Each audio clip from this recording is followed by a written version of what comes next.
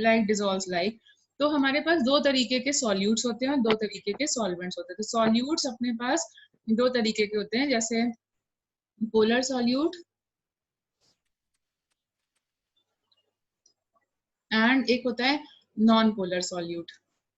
Non polar solute, तो polar solute कौन से होते हैं? जिनमें पोलैरिटी डेवलप हो जाती है।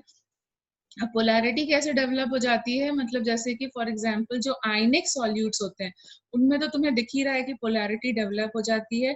और अभी आगे मैं तुम्हें आगे और बढ़ाऊंगी, that is polar covalent bonds भी होते हैं, तो वो पोलर सॉल्यूट में आते हैं। पोलर कोवलेंट बॉन्ड्स वाले जो सॉल्यूट होते हैं वो सब पोलर सॉल्यूट्स में आते हैं। Can you give me some examples? Like NaCl हो गया, KCl हो गया, ये देखो ये आयनिक कंपाउंड्स हैं। You can check most electropositive element and most electronegative element कैसा कंपाउंड बनाएंगे? कैसा कंपाउंड बनाएंगे? या फिर जिनके बीच में हाई इलेक्ट्रोनेगेटिव डिफरेंस होगा उनके बीच में पोलैरिटी डिफरेंस ज्यादा होगा और वो आयनिक कंपाउंड टाइप का पोलर कंपाउंड ज्यादा बनाएंगे। और ये किस कैटेगरी में आते हैं? ये सब आते हैं तुम्हारे पोलर सॉल्यूट्स में। MgO ये सब देख सकते हो, ये सब सॉलिड स्टेट में ही एग्जिस्ट करते हैं। नॉन पोलर सॉल्यूट में कौन से आते हैं? जिनके अंदर होती है कोवलेंट बॉन्डिंग, या जिनके बीच में जो ये जिनके बीच में इलेक्ट्रोनेगेटिव डिफरेंस ना के बराबर होता है, मतलब electronegative difference is almost negligible. Okay, जैसे कि फॉर एग्जांपल अगर हम लोग I2 आयोडीन सॉलिड की बात करें, तो आयोडीन और आयोडीन के बीच में कोवलेंट बॉन्डिंग आएगी और उनके बीच में कोई इलेक्ट्रोनेगेटिव डिफरेंस हो सकता है क्या? उनके बीच में नहीं होगा, ठीक है, हाँ, जीरो है।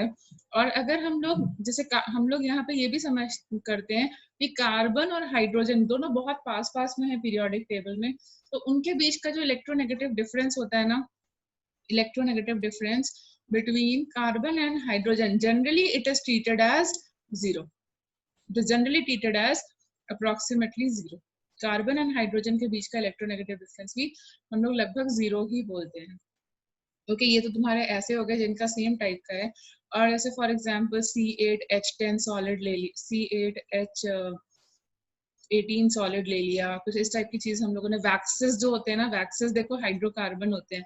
पेट्रोलियम जेली जो होती है, ल्यूब्रिकेंट्स होते हैं, ग्रीसेस होते हैं, वो सब हाइड्रोकार्बन होते हैं। तो हाइड्रोकार्बन भी, जो वैक्सेस वाले हाइड्रोकार्बन होते हैं, higher number of carbon atoms होते हैं जिनमें, वो सब तुम्हारे किस कैटेगरी में आते हैं? नॉन पोलर सॉल्यूट की कैटेगरी में आते हैं। फाइन। अब इसी तरीके से सॉल्वेंट को भी अपन दो कैटेगरी में डिवाइड करेंगे। क्या हो जाएंगे? इसी तरीके से डिवाइड करके बताओ। तो सॉल्वेंट की भी हमारी दो कैटेगरीज बनेंगी, polar solvent, non polar solvent. Polar solvent हो जाएगा और एक नॉन पोलर सॉल्वेंट हो जाएगा, एक नॉन पोलर सॉल्वेंट हो जाएगा। सो सॉल्वेंट तुम्हें पता ही है, उस लिक्विड में जिसमें अपने को डिसॉल्व करना है, ठीक है, उसको हम लोग बोलेंगे। Fine.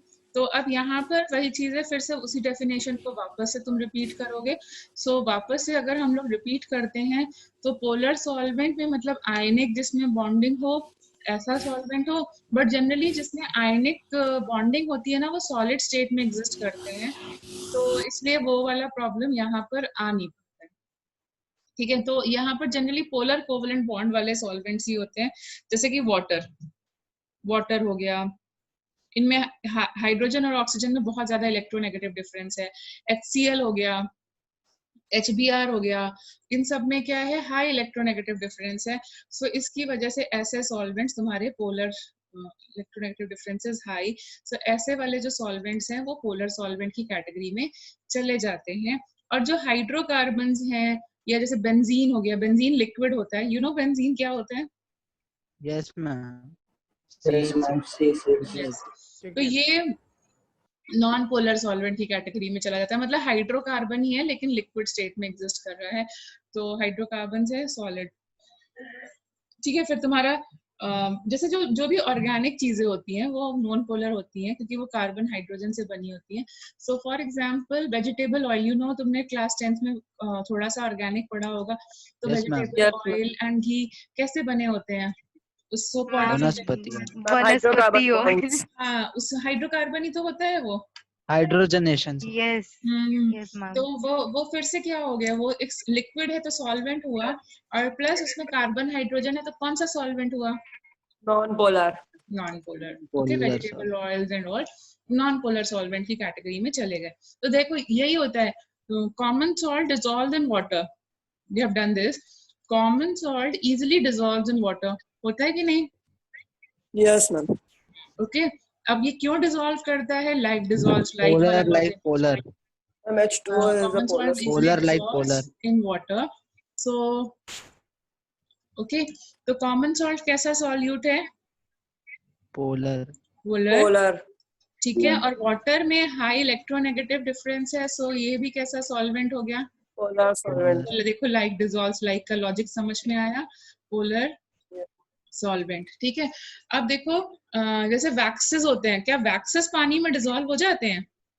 No, ma'am. Waxes, No, ma'am. ग्रीसेस, Non-polar. Water proofing में हम लोग इनफैक्ट वैक्स ही लगाते हैं एक हाइड्रोकार्बन। तरीके से। जो बटर पेपर होता है उसको क्या होता है, वैक्स की कोटिंग होती है, तो मतलब उसके अंदर नहीं जा पाता है, तो बेसिकली वही है। या फिर एक पेपर लो, उसके ऊपर वेजिटेबल, ये तो तुम घर पे भी कर सकते हो, वो वेजिटेबल ऑयल की कोटिंग कर दो, देख लेना वो पेपर जो है वो वाटर प्रूफ सा बन जाता है। मतलब जो तुम baking sheet and all use करते हो उसमें यही किया होता है उन्होंने।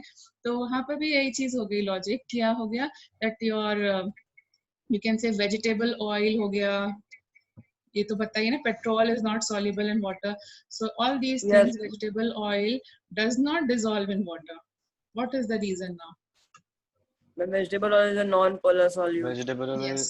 is non-polar like solid. Polar like. हाँ, so ये वाला क्यों नहीं डिसॉल्व होता है, उसका रीजन यही है कि ये नॉन पोलर सॉल्यूट है और ये हमारा नॉन पोलर सॉल्वेंट है, इसलिए डज नॉट डिसॉल्व। और ये हमारा पोलर Ma'am, polar सॉल्वेंट है। solvent है. हाँ, polar sorry, solvent. Polar solvent है, तो इसलिए इट डज नॉट डिसॉल्व। लेकिन अगर हम इसी वेजिटेबल ऑयल को बेंजीन में डाल दें, vegetable oil is soluble in benzene, vegetable non oil polar like is non polar. Soluble in, मतलब पेट्रोल में डाल दो सॉल्युबल हो जाएगा, ठीक है, it will be soluble in benzene, in benzene. So अब रीजन समझा, लाइक डिसॉल्व्स लाइक Yeah. वाला, ठीक है। Yes ma'am. तो ये भी तुम्हारा नॉन पोलर है, देखो ऑर्गेनिक है, और ये भी तुम्हारा नॉन पोलर सॉल्यूट है, और ये भी तुम्हारा नॉन पोलर सॉल्वेंट हो जाएगा। तो लाइक डिसॉल्व्स लाइक का लॉजिक ये आया। लेकिन इसके कुछ एक्सेप्शंस हैं कि कुछ ऑर्गेनिक कंपाउंड्स, लाइक एक्सेप्शंस यहाँ पर, कि कुछ ऑर्गेनिक कंपाउंड्स होते हैं, जैसे कि तुम्हारा विनेगर हो गया, अल्कोहल हो गया, वो सॉल्युबल हो जाते हैं वाटर में। उसका रीजन है हाइड्रोजन बॉन्डिंग, जो हम चैप्टर के एंड में करेंगे, वो एक्सेप्शनल बिहेवियर है। सम ऑर्गेनिक, और you can say some organic compounds like carboxylic acid, देखो सब में डिसॉल्व होते हैं जिनके अंदर हाइड्रोजन बॉन्डिंग, और तुम्हें थोड़ा थोड़ा तो हाइड्रोजन बॉन्डिंग के बारे में पता ही है। हाइड्रोजन बॉन्डिंग मतलब जिनके अंदर फंक्शनल ग्रुप में, फंक्शनल ग्रुप तो पता है ना काफी लोगों को, लास्ट ईयर ma'am. किया था। Yes ma'am. Yes, ma'am. Functional group में ऑक्सीजन, नाइट्रोजन या फ्लोरीन जैसा मोस्ट इलेक्ट्रोनेगेटिव एलिमेंट आ जाता है, वो पोलर, नॉन पोलर बॉन्ड में भी पोलैरिटी थोड़ी सी क्रिएट कर देता है, और उतनी हमारे लिए सफिशिएंट है वाटर में डिसॉल्व होने के लिए। तो इसलिए some organic compounds like carboxylic acid, alcohol are soluble in water, are soluble in water due to hydrogen bonding. तो इस वाले टॉपिक को मैं आगे अभी नहीं कंटिन्यू कर रही हूँ, जब मैं लास्ट में तुम्हें हाइड्रोजन बॉन्डिंग कराऊंगी तब मैं तुम्हें एक्सटेंसिवली इस पॉइंट को अच्छे से एक्सप्लेन कर करके बता दूंगी, ठीक है। तो मतलब जिन भी फंक्शनल ग्रुप्स में ऑक्सीजन जैसा कुछ है, तो उसकी वजह से वो सॉल्युबिलिटी को इनहैंस कर दे रहा है। Okay, and if you remember, carboxylic acid में ऑक्सीजन होता है, अल्कोहल में ऑक्सीजन होता है, तो इसलिए यस बेटा, ओके, सो इन सब में ऑक्सीजन होता है, तो इसकी वजह से वो हाइड्रोजन बॉन्डिंग करने लगता है। हाइड्रोजन बॉन्डिंग क्या है हम लोग अभी आगे की क्लासेस में करेंगे, ठीक है। So now moving to the next type. हाँ मैम एक चीज पूछनी थी मैम, बॉन्ड स्ट्रेंथ और स्टेबिलिटी में क्या रिलेशन है, डायरेक्टली प्रोपोर्शनल जितना है या ज्यादा इनवर्सली? जितना ज्यादा बॉन्ड स्ट्रेंथ होगा उतना तुम क्लोज आओगे ना, और उतनी ज्यादा बॉन्ड स्ट्रेंथ। मैम उतनी ज्यादा स्टेबिलिटी होगी। यस। तो मैम फिर आयनिक बॉन्ड की बॉन्ड स्ट्रेंथ कम क्यों होती है मतलब? बॉन्ड स्ट्रेंथ कहाँ कम होती है? कम होती तो वो सॉलिड्स में थोड़ी ना एग्जिस्ट कर रहे होते हैं। आयनिक बॉन्ड सबसे स्ट्रॉन्गेस्ट।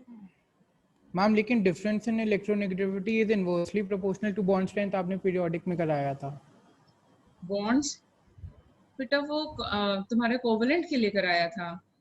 हम आपने क्या कहते हैं आयनिक के लिए मैम वो लिखा था। आपने उसके नहीं मैम आपने उसके लिए बताया था HBr टाइप के जो कंपाउंड्स होते हैं, तो वो कोवलेंट बनाते हैं एसिडिक ना। नेचर वाले। Yes hydrogen ma'am. को मैंने तुम्हें बताया था पूरा Nature के इलेक्ट्रॉन दे covalent देगा तो bonding कुछ करते बचेगा हैं। ही नहीं। ओके यस वो मैम। कोवलेंट बॉन्डिंग ठीक। करेगा ना।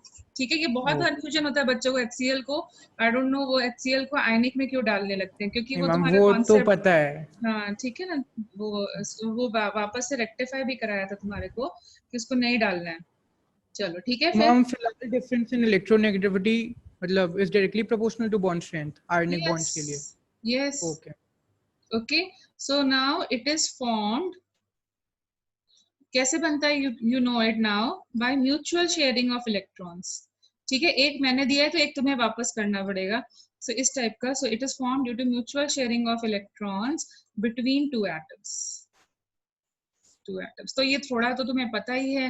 थोड़ा सा मैं स्पीड इंक्रीज कर रही हूँ इस पे में। So if you feel like faster जा रहा है तो जल्दी से मुझे बता देना। जैसे हाइड्रोजन के केस में पूरा नहीं दे सकता, तो इसलिए क्या करते हैं, एक एक शेयर करके लेते हैं। ये मेरा ऑक्टेट हो गया, ये तुम्हारा ऑक्टेट हो गया, दोनों का ऑक्टेट फिनिश हो गया। अब एक बॉन्ड पेयर शेयर करोगे, वन पेयर ऑफ इलेक्ट्रॉन अगर शेयर्ड है तो how will you represent? One pair When of one electrons, single yes, single it is represented bond. by a single line made between the atoms. तो हम यहाँ single line बना लेते हैं। So ये O2 हो गया, तो O2 के ऑक्टेट के लिए 2 की जरूरत है, तो ये क्या करते हैं, double 2 bonds, ये double देता है, line. 2 ये देता है, एंड बाकी जो इलेक्ट्रॉन्स हैं वो अपने अपनी जगह पर हैं, वो शेयरिंग में पार्टिसिपेट नहीं कर रहे हैं। और जो इलेक्ट्रॉन्स शेयरिंग में पार्टिसिपेट नहीं करते हैं उनको हम Lone क्या pair. बोलते हैं? Lone pair. ओके, तो यहाँ 2 पेयर की शेयरिंग हो रही है, so will make a double bond. And ये नाइट्रोजन का केस। अब मुझे ये बता दो, अच्छा पोलर है ये जो भी मैंने कोवलेंट बॉन्ड्स बनाए हैं, या नॉन पोलर है? Non polar. Non polar. Non polar. Non क्योंकि पोलर सेम मैम, टाइप के देयर नो एलिमेंट्स हैं। डिफरेंस। यस, तो यहाँ पे मैंने तुम्हें जितना भी बताया है, they are non polar covalent bonds. ठीक है, सो अभी हम इसको भी आगे आगे कंटिन्यू करते जाते हैं। So on the basis of number of electrons, on the basis of number of electrons shared between two atoms, shared between two atoms, covalent bond को हम लोग कैसे क्लासिफाई करते हैं? Covalent bond is classified as bond, Single bond, double bond, triple bond. Yes, classified as. तो अगर हम लोग इसे क्लासिफाई करें, so we have number of electron shared इस वे में। Okay, then number of bond pair कितने बनेंगे? तो 2 इलेक्ट्रॉन की शेयरिंग पे एक बॉन्ड पेयर बनता है, और उसका बॉन्ड का नाम क्या होगा वो हम लोग यहाँ लिखेंगे। तो तुम इस चार्ट को जल्दी से अपने आप से ही फिल कर सकते हो। अगर मैंने 2 किया, then it will be 1 bond pair which is getting shared and we call it Alkane. As a single bond, Single है bond. ना। एंड देन अगर हमने ये 4 कर दिए तो ये हो जाएगा, and it will be called as a Double bond. Double bond. Alkene. Yes, and ये अगर ये तुम्हारा 6 है तो ये 3 हो जाएगा, एंड ये will call it as a triple bond. And वैसे ये जनरली होता नहीं है कि हम लोग, क्योंकि 3 से ज्यादा बॉन्ड्स बनाने के बाद जब हम चौथा बॉन्ड बनाते हैं ना, तो एटम्स इतने क्लोज आ चुके होते हैं कि उनका न्यूक्लियस या फिर इलेक्ट्रॉन रिपेल करना स्टार्ट कर देता है। इसी रीजन की वजह से तुम्हारे पास C2 कंपाउंड क्या एग्जिस्ट करता है? Have you heard about C2? No. No, So ma'am. the reason is the same, but अगर सपोजिंग सिलिका के किसी केस में जब एटॉमिक रेडियस बड़ा हो, और अगर सपोजिंग ऐसा हो पा रहा है, then you will call it as a quadruple bond. Okay? No call. Quadruple. Okay, but ये रेयरेस्ट ऑफ रेयर केस है। मतलब सिर्फ मैंने इसलिए बता दिया है कि बाई चांस कभी कोई तुमसे पूछ ले तो we can do it, but मैं तुम्हें इसके साथ में ये भी स्पेसिफाई कर रही हूँ कि ऐसा बॉन्ड कभी एग्जिस्ट अगर बनेगा भी तो एग्जिस्ट नहीं कर पाएगा बिकॉज वो एटम्स इतने क्लोज आ चुके होंगे कि रिपल्शन उनके ऊपर इफेक्टिव होने लगे। फाइन। अब जैसे वहां इलेक्ट्रोवैलेंसी डिफाइन करी थी तो यहाँ पर क्या डिफाइन करते हैं हम लोग? Covalency. Covalent. Okay, so what is covalency? That's what we are going to do. So covalency का मतलब है the number of covalent, लेकिन यहाँ पे कोवैलेंसी में ना एक प्रॉब्लम ये है क्योंकि कोऑर्डिनेट बॉन्डिंग मैं तुम्हें बताऊंगी, और कोऑर्डिनेट बॉन्डिंग भी एक टाइप की कोवैलेंट बॉन्डिंग ही होती है, एक अनदर टाइप की कोवैलेंट बॉन्डिंग ही होती है। सो भाई बंधु ही होते हैं actually. So as well as, इसलिए जब भी हमें कोवैलेंट बॉन्ड कोवैलेंसी एक्सप्रेस करनी होती है तो हम लोग कोऑर्डिनेट बॉन्ड्स को भी काउंट करते हैं। तो इसलिए इनको कोऑर्डिनेट बॉन्ड को भी अगर अच्छी तरीके से लिखा जाए तो it is called as a coordinate covalent bond. Okay, furnished by an atom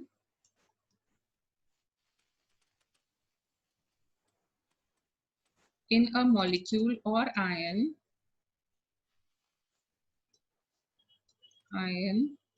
is called covalency of that atom, is called as covalency of that atom. Fine. Can you draw the structure of ammonia? Can you draw the structure of ammonia? Yes, ma'am. जिसको नहीं clear Yes, है ना ma'am. वो बता देगा। तो ammonia तुम देखो 5 होते हैं उनके आउटर मोस्ट में, और अपने को हाइड्रोजन को एक एक चाहिए शेयरिंग के लिए। तो ये दोनों आपस में शेयर करने लगते हैं, ये दोनों आपस में शेयर करने लगते हैं, और ये दोनों आपस में शेयर करने लगते हैं। तो अगर हम स्ट्रक्चर बनाए तो हमारा स्ट्रक्चर कैसा बनता है? It comes like this. Now can you tell me what is the covalency of nitrogen in this case? 3. Covalency of nitrogen. बेटा इस ये कराने में किसी को कोई प्रॉब्लम आ रही है तो बता दो। I think it is clear to everyone. अगर नहीं है तो प्लीज Yes. ओपनली बता दो so that I can discuss it. Otherwise Yes, ma'am. एक छोटी सी चीज पे टाइम क्यों लगाएं, हम आगे की चीजों पे करते हैं। ठीक है, अब जैसे तुम्हारे पास नाइट्रोजन है, ये मैंने अमोनिया के लिए कराया था एग्जाम्पल 1, मैं लिख देती हूँ ताकि तुम कंफ्यूज मत होना। ये अमोनिया के लिए कराया था। I am moving towards example 2। अब खुद से बनाओ जरा कोवैलेंट स्ट्रक्चर। मैंने पहले ट्राई भी करवाया था तुम्हें कोवैलेंट स्ट्रक्चर। तो कैसे बनाओगे structure? Triple bond and yes, तो व्हाट इज, यहाँ पे तो सिर्फ एक ही एटम है, तो tell me what is the covalency of nitrogen now? 3। Okay, अच्छा, supposing I may give you ammonium ion. Ammonium ion, what is ammonium ion? NH4 plus. NH4 plus. अब उसका स्ट्रक्चर बना दो। तो किसी ने मुझसे पूछा था एक्स्ट्रा क्लास में भी कि मैम चार्ज किसके ऊपर जाता है, तो अब बताओ यहाँ पे चार्ज किसके ऊपर जाएगा? Ma'am nitrogen. सेंट्रल एटम के ऊपर पूरे- चार्ज जाता है। Yes, ma'am. तो यहाँ पे सेंट्रल एटम के ऊपर जाएगा। अमोनिया के आउटर मोस्ट में कितने होते हैं? अमोनिया के आउटर मोस्ट में कितने? 5. 5 में से पॉजिटिव चार्ज मतलब कितने रह गए? 4. 4 रह गए। 4 रह गए, 1 2 3 4, 4 पॉजिटिव चार्ज मतलब लॉस ऑफ 1 इलेक्ट्रॉन हो गया। ओके, एंड हाइड्रोजन को एक चाहिए अपना ऑक्टेट फिनिश करने के लिए, इस तरीके से। सो ये एक म्यूचुअल शेयरिंग हो जाएगी। इसने अपना एक एक इलेक्ट्रॉन लिया एंड इससे अपना वापस ले लिया। तो टेल मी, अभी अपन इसका स्ट्रक्चर बनाया तो n के ऊपर positive charge, H H H and ये। तो अभी यहाँ से देख के बता दो व्हाट इज। हाँ जी, हम वो एक इलेक्ट्रॉन गया कहाँ?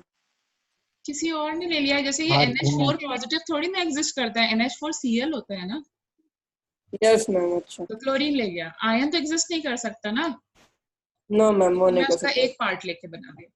ठीक है, तो अब बता दो कोवैलेंसी। मतलब मैं तुम्हें ये बताना चाह रही थी यहाँ पे 3 एग्जाम्पल देख करके, मेरा कहने का सेंस इतना था कि कोवैलेंसी जो है एटम, किसी एटम की या किसी एलिमेंट की कांस्टेंट नहीं होती। देखो यहाँ 3 आ रही थी, यहाँ पे भी 3 आ रही थी, लेकिन यहाँ आते आते वो 4 हो गई। देखो यहाँ पे हो गई कि नहीं? मैम चार्ज हमेशा सेंट्रल एटम पे ही जाएगा ना? नहीं, अगर नेगेटिव चार्ज है और ऑक्सीजन लगा है तो ऑक्सीजन पे जाएगा, because oxygen is the most electronegative atom. Okay okay fluorine पे अगर नेगेटिव चार्ज दोगे तो वो बॉन्ड ही नहीं बनाएगा, फ्लोरीन के साथ पॉसिबिलिटी नहीं है ना बॉन्ड बनाने की, क्योंकि उसके तो ऑक्टेट फिनिश हो जाएगी, तो यस बॉन्ड मैम क्यों बनाएगा। तो फ्लोरीन वाला केस आता ही नहीं है विद नेगेटिव चार्ज, मतलब आयंस के फॉर्म में, और अगर आता भी है तो ऑक्सीजन अगर है तो वो नेगेटिव वाला चार्ज ऑक्सीजन ही लेता है, अदरवाइज जो भी चार्ज आए पॉजिटिव या नेगेटिव सेंट्रल एटम लेता है, बस oxygen and is the ma'am exception. And ma'am central atom की प्रेडिक्शन हम लोग जनरल बेसिस पे किस हिसाब से करते हैं कि अरे जो बेटा ज्यादा सेंटर इलेक्ट्रोपॉजिटिव खुद है? से देख लो, अकेला कौन है, जो अकेला होगा वही तो सेंटर पे आएगा। मैम वैसे तो पता चल जाता है बट कोई ऐसा रूल सॉर्ट ऑफ कुछ नहीं मैम है? रीडॉक्स के वक्त आपने कहा था कि O और H के अलावा जो रहता है क्या यूजुअली चीज? Yes ma'am, central OH atom उसी को बना देते हैं। हाँ तो वही तो मैम मैंने जैसा भी बोला ना, OH का भी तो वही तो मतलब हुआ ना कि OH मतलब ऑक्सीजन ले जाएगा इलेक्ट्रॉन नेगेटिव चार्ज को। मैम जैसे फॉर एग्जांपल अगर कंपाउंड N2O5 है हाँ तो मैम यहाँ पे सेंट्रल एटम नाइट्रोजन होगा। हम्म मैम मैंने एक पढ़ा था कहीं पे कि मैम सेंट्रल एटम वो होता है जो ज्यादा इलेक्ट्रोपॉजिटिव है पूरे कंपाउंड में, मतलब जो इस कम केस में इलेक्ट्रोनेगेटिव है बेसिकली। हम शायद एनसीईआरटी में भी सेंट्रल कहीं एटम पे के लिए ऐसा जो कोई चार स्टेटमेंट दिया था। वो होते हैं that will central be, I think it will be मैं ऐसे जनरलाइज तो नहीं कर सकती हूँ, कुछ मॉलिक्यूल्स ऐसे भी हैं जिसमें वो भी है। Okay I will discuss about it later, can we skip it for later? तो वैसे सेंट्रल Yes, एटम के लिए चार क्राइटेरिया होते हैं, जैसे कि लीस्ट नंबर में होना बेटा चाहिए, मुझे वहां लार्जेस्ट तक साइज होना पहुंचने चाहिए। तो दो, वहां तक पहुंची नहीं हो ना, इसलिए मैं अभी स्किप कर रही हूँ। अभी तो हमारा सिर्फ इतना लॉजिक था ना कि कोवैलेंसी निकालनी है, तो सेंट्रल एटम तक मुझे पहुंचने दो, क्योंकि वो हाइब्रिडाइजेशन में आएगा सराउंडिंग एटम और सेंट्रल एटम, है ना। So please let me okay reach to ma'am, there, है ना, गेटिंग इट?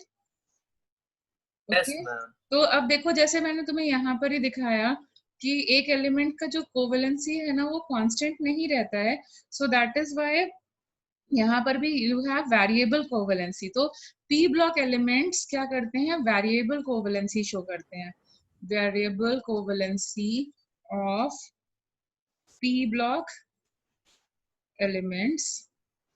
ओके और ये अगर तुम्हें वीबीटी थोड़ी सी याद है जो हमने एक्स्ट्रा क्लास में किया, जिन्होंने नहीं किया नो टेंशन, मतलब जो हमारे नंबर ऑफ अनपेयर्ड इलेक्ट्रॉन्स होते हैं ना वो बॉन्ड बनाते हैं। कौन बनाता है? Number of unpaired electron, on the basis of number of unpaired electrons. Tell me who makes a bond, who makes a covalent bonding? Lone pairs. Lone pair क्यों बनाएगा बेटा, उसका Unpaired ऑर्बिटल फिनिश electrons. है। Unpaired ये unpaired electrons, who electrons. Makes a covalent bond? Valence Unpaired electrons. Paired unpaired electron बेटा, valence Yes ma'am वही electrons बोला। में से जो अनपेयर्ड रह गए हैं, जो ऑर्बिटल्स अनपेयर्ड रह गए हैं वो बॉन्ड बनाएंगे, वो कोवैलेंट बॉन्ड बनाएंगे। अभी क्लियर है? जैसे ऑक्सीजन का याद करो electronic configuration, tell me how many unpaired electrons? Oxygen का मैम इलेक्ट्रॉनिक कॉन्फ़िगरेशन 2 याद, each. मैम 6 6 होते हैं उनकी इलेक्ट्रॉनिक कॉन्फ़िगरेशन। लिखो 2s2 2p4 लिखा, रफली लिखो किसी मैम 2 नोटबुक में। बचेंगे unpaired. तो ये 2 कोवैलेंट बॉन्ड बना रहे हैं, अगर 2 बचेंगे अनपेयर्ड तुमने बोला तो देखो Yes 2 मैम. बॉन्ड्स बना रहा है। नाइट्रोजन के इलेक्ट्रॉनिक कॉन्फ़िगरेशन लिखो और बताओ कितने अनपेयर्ड आ रहे हैं वैलेंस शेल में, तो कितने बॉन्ड्स बना रहा है वो? अच्छा 3 बना रहा है मैम बॉन्ड्स। ओके हाइड्रोजन के पास कितने अनपेयर्ड हैं? हम 1. एक वन एक ही तो एक है. बॉन्ड बना रहा है। अब समझा लॉजिक मैंने क्या बोला था? Yes ma'am. यस ठीक है। मैम। सो कोवैलेंट बॉन्ड किस पे डिपेंड करता है कि तुम्हारे पास कितने अनपेयर्ड इलेक्ट्रॉन्स हैं। ठीक है, तो जैसे फॉर एग्जांपल हम लोग बोरॉन फैमिली की बात करते हैं, तो बोरॉन फैमिली के पास, जैसे हम लोग बोरॉन की बात करते हैं, तो बोरॉन फैमिली के पास कौन कौन से एलिमेंट्स होते हैं बताओ? ये तो बहुत पॉपुलर रहा है हमेशा से ही, थैलियम, इंडियम एंड थैलियम। ठीक है, what is the configuration of this? What is the electronic configuration of boron? You will write Ns2Np1। अगर हम ये वाली कॉन्फ़िगरेशन रखें तो ये कहाँ पर है? ये ग्राउंड स्टेट पर है, isn't it? ग्राउंड स्टेट पर इलेक्ट्रॉनिक कॉन्फ़िगरेशन क्या रहेगी? Ns2Np1। So how many unpaired electron in this case? 1 1. Okay, Yes, it will have only one unpaired electron, and p में एक ही unpaired होगा और बाकी दो orbitals vacant रहेंगे. So that means it can make how many covalent bonds? In ground state, one covalent Yes. bond. Okay, it can make only one covalent bond if you want to make it in ground state. But वो ज्यादा covalent bond बनाना चाहता है क्योंकि उसका target तो octet के लिए है, तो वो क्या करता है? वो क्या Excited. करेगा? वो अपने Excited इलेक्ट्रॉन state को Excite हो यहाँ जाता है। भेज देगा क्योंकि एक Excite हो मतलब जाती है। चार ही बॉन्ड्स होंगे, चार ही इलेक्ट्रॉन्स होंगे, ऑक्टेट कंप्लीट नहीं हो रहा है. सो फर्दर और एनर्जी रिलीज करना चाहता है, तो उसने देखा कि मैं अगर अपने इलेक्ट्रॉन को फर्दर सेंड कर दूं एम्प्टी ऑर्बिटल्स में, सो यहाँ पर क्या हो जाएगा, यहाँ पर ये, and now it has gone over here, and this state when you are jumping, you are not following Aufbau's rule, is called as excited state, and that means you can now make 3 covalent bonds because now you have 3 Three covalent. unpaired electrons. Three unpaired electrons. तो अब तुम्हें समझ में आया कि जो तुम्हारे Yes. p block elements हैं वो वेरिएबल वैलेंसी शो कर सकते हैं. देखो s ब्लॉक नहीं शो करता है, क्यों? क्योंकि वो p में नहीं भेजना चाहता है, या तो 1 या फिर 2 ही रहता है, लेकिन p block element variable valency या वेरिएबल का कोवेलेंसी शो करने लगता है. 3 अनपेयर्ड इलेक्ट्रॉन्स. ठीक है, अब बताओ कौन सा स्टेबल होगा? एक्साइटेड स्टेट वाला. किसमें ज्यादा बॉन्ड्स बन रहे हैं? किसमें ज्यादा bonds बन रहे हैं? Excited Excited state. state में. So that is the reason तुम्हें कभी भी रेयरली कहीं दिखा होगा कि BCl लिखा हो. ज्यादातर कंपाउंड्स कैसे बने होते हैं? BCl3, BCl3. BF3 या फिर AlCl3, एल्यूमिनियम उसी की फैमिली के मेंबर को ले लें तो AlCl3 बनेगा, GaCl3 बनेगा, इंडियम Cl3 बनेगा, लेकिन फिर से यहाँ क्या लगेगा? Inert pair effect. यस, तो यहाँ लग जाएगा इनर्ट पेयर इफेक्ट. तो यहाँ पर सिर्फ 1 वैलेंसी पॉसिबल हो पाएगी, मतलब ये कंपाउंड जो बनाएगा वो TlCl ही रहेगा. TlCl. याद आया ना? पीरियोडिक टेबल में already you have done this thing. Yes. ठीक है, तो उसी तरीके से कार्बन बताओ. देखो कार्बन क्या करता है. If I talk about carbon family now, okay, so carbon family की अगर हम बात करें तो कार्बन फैमिली का इलेक्ट्रॉनिक कॉन्फ़िगरेशन क्या होगा? NS2 NP2. NP2. Okay, yes, तो